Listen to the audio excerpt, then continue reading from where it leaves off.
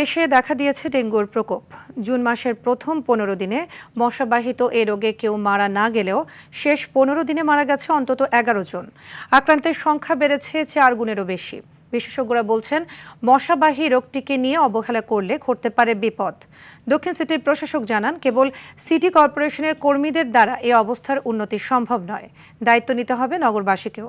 মোহাম্মদ সায়েমের রিপোর্টে দেখুন বিস্তারিত। গত জুন মাসের প্রথম 2 সপ্তাহে ডেঙ্গুতে কেউ মারা না গেলেও আক্রান্ত হয়েছে 340 জন। কিন্তু এরপর আক্রান্তের সংখ্যার সঙ্গে পাল্লা দিয়ে বেড়েছে মৃত্যু। স্বাস্থ্য অধিদপ্তরের হিসেবে জুনের শেষ 2 সপ্তাহে মশাবাহিত রোগটিতে আক্রান্ত হয়েছে 1636 জন, মারা গেছে অন্তত 11 জন।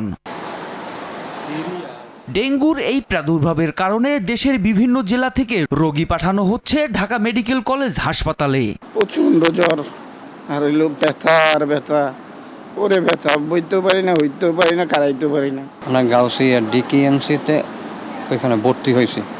ওখানে ছিলাম 4 দিন। 4 দিনে বেশি একটা ভালো বুঝি না।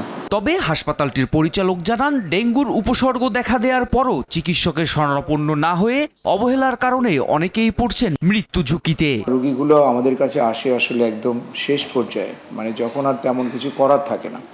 তো এটা যদি আমরা ডেঙ্গু থেকে আমরা মৃত্যু কমাতে চাই, তাহলে মানুষের মধ্যে সচেতনতা বাড়াতে হবে। এদিকে ডেঙ্গু প্রতিরোধে প্রতি মাসের প্রথম সপ্তাহের প্রথম শনিবার ক্লিন ডে পালন করছে ঢাকা দক্ষিণ সিটি কর্পোরেশন।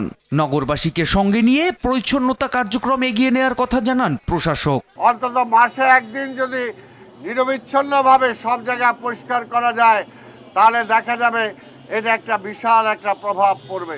ডেঙ্গুর প্রাদুর্ভাব ঠেকাতে সরকারকে আরও বেশি উদ্যোগী হওয়ার আহ্বান জানান নগরবাসী। মোহাম্মদ সায়েম, RTV, ঢাকা।